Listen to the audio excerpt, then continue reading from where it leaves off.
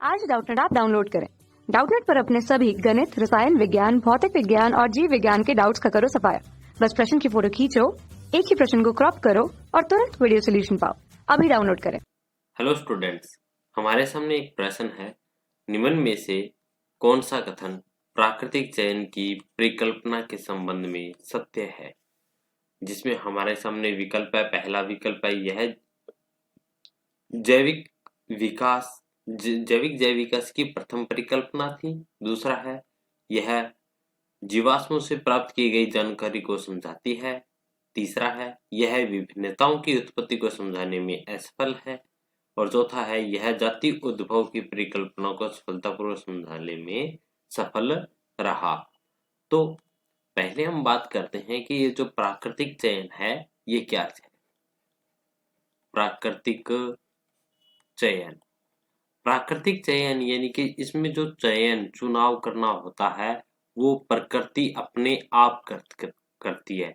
यानी कि प्रकृति द्वारा किया गया जो चुनाव होता है वह प्राकृतिक चयन कहलाता है। अर्थात जैसे कुछ जीव ऐसे होते हैं जो बदलते वातावरण के अनुसार अपने आप को ढाल पाते हैं, वो जीव जीवित रहते हैं, तथा बदलते वातावरण के अनुसार अपने आप को नहीं ढाल पाते, वो जीव नष्ट हो जाते हैं। तो यहाँ पर उन जीवों का जो चयन है वो प्रकृति कर रही है। तो इस प्रकार का जो चयन है वह प्राकृतिक चयन कहलाता है।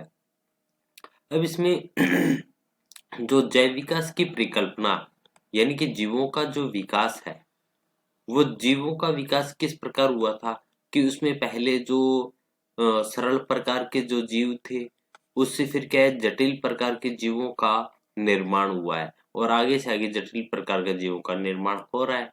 तो इस प्रकार ये जो सरल से जटिल प्रकार के जीवों का जो निर्माण हुआ था उसमें सरल और जटिल प्रकार के जीवों के अंदर विभिन्नताएं होती है। यानी कि ये जीव अलग प्रकार के थे और जटिल प्रकार के जीव ये अलग प्रकार के थे। यानी कि इसमें जो विभिन्नताएं पाई जाती है ये विभिन्नताएं पाई जाती है। लेकिन जो प्राकृतिक चयन ने ये नहीं बताया कि जो नई जाति का विकास है वह कैसे होता है। यानी विभिन्नताओं की उत्पत्ति को यह नहीं समझा पाया।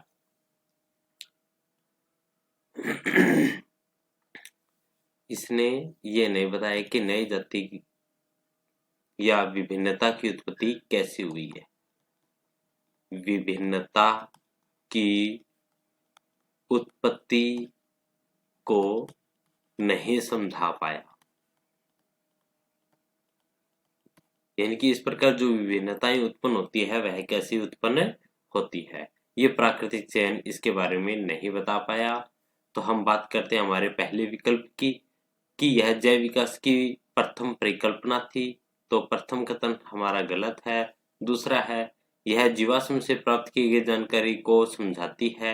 नहीं, ये जीवाश्म के बारे में नहीं बताती। ये जीवाश्म जैसे उसके जो प्रारंभ में कौन से काल के अंदर कौन से जीव पाए जाते थे इसके बारे में ये नहीं बताती।